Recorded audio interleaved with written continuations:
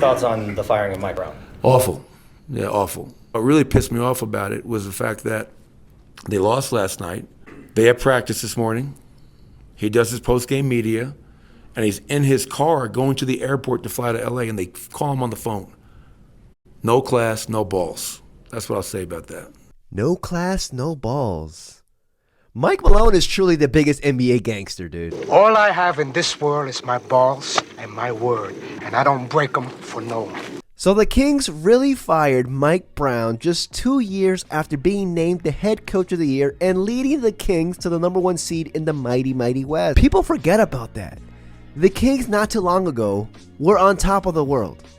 And now look at them. A fall from grace, man. It's a sad sight. Like, before I made this video, I had it in my notes here. I was just like, you know what? Maybe I should light a candle all around the studio just to set the mood, you know what I mean? But then I figured my dumbass would probably burn that studio down and burn the house down and just, blame it on Monte McNair.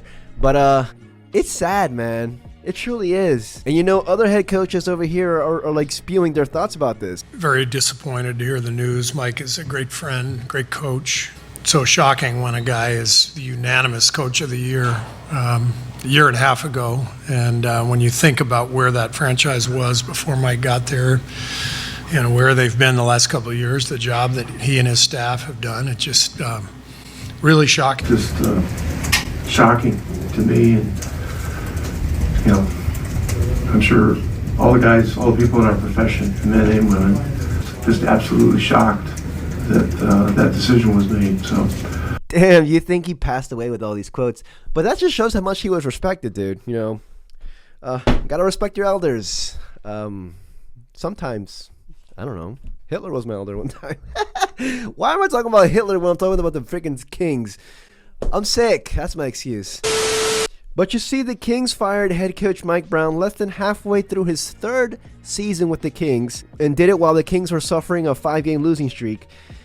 General manager and public enemy #1, Monte McNair, called the move, quote-unquote, a difficult decision, and thanked Brown for his work.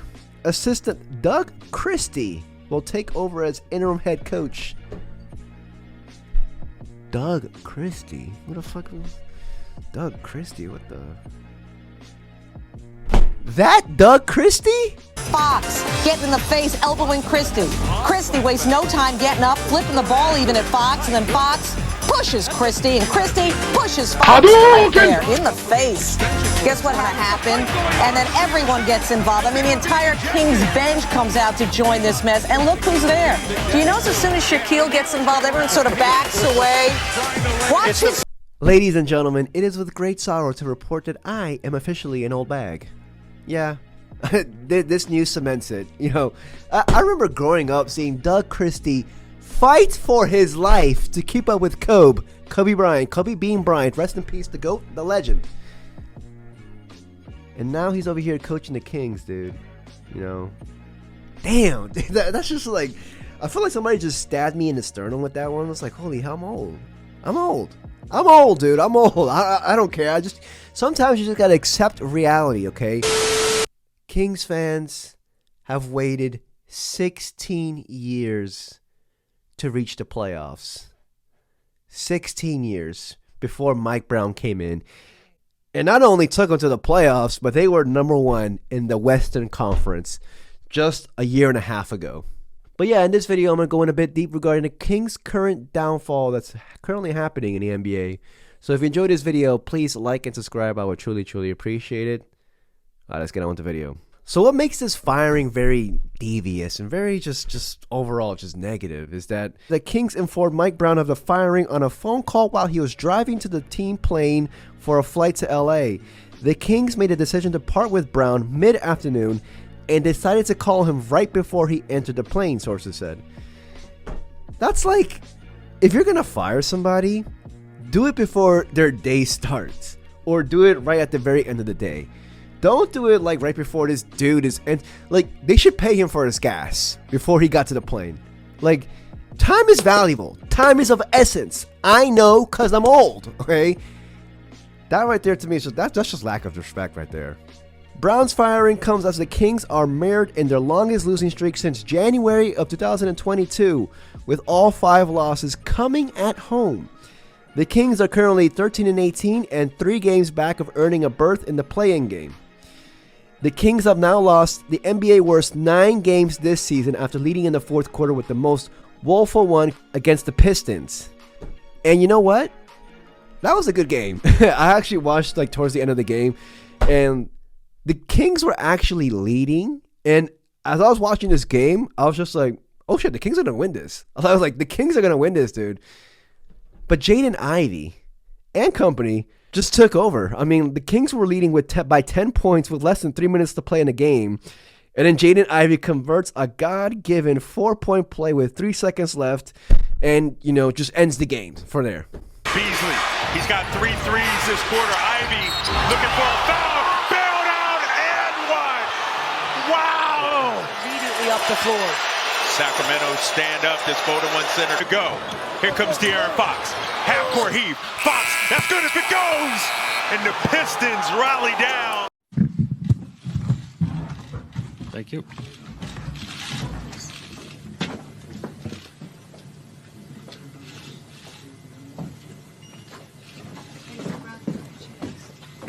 And Jaden Ivey, holy hell, man.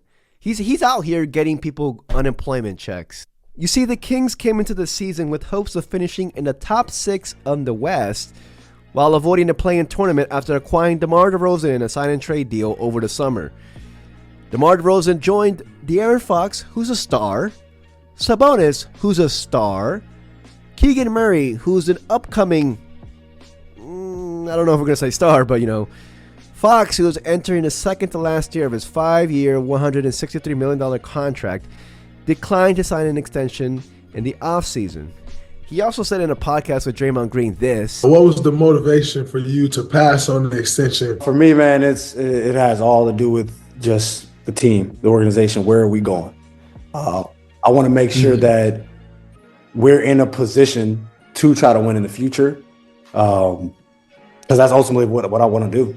Are we looking like we're continuing to get better year after year? And are we going to be able to compete at a high level? And that's all mine is. To compete at a high level, quote unquote. Those are his words, not mine. Kings have been far from that this season, thanks in part to the NBA worst 3-11 record in games decided by 5 points fewer or less.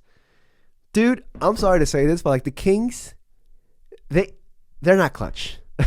This year, they're not. It takes one to know one. I'm not clutch either, dude. Kings this year, I mean, they can't finish games. They can't finish their dinners. They can't finish their mortgage sales. They can't finish. They just can't finish. You see, Brown actually won Coach of the Year in his first season with the Kings in 2022, 2023, before he ended up getting outed in the first round by the Warriors. But like I said earlier, I mean, that snapped a 16-season drought without a playoff berth, which was the longest streak in NBA history, by the way. Mike Brown has a 107-88 record in 2+ seasons with the Sacramento Kings, with a winning record on both of his full seasons. The only other coach to do that with the Kings is Rick Adelman, who had a winning record in a full season since the Kings moved to Sacramento. And get this, Brown recently signed a contract extension with the Kings through 2027. Yeah, my notes here says 2027, dude. Just recently. And then now they're outing him. I know somebody had to take the blame for this, and I guess Monty McNair is only doing this just so that, the message can get through or whatever the hell. I don't know what type of message it is. I don't know.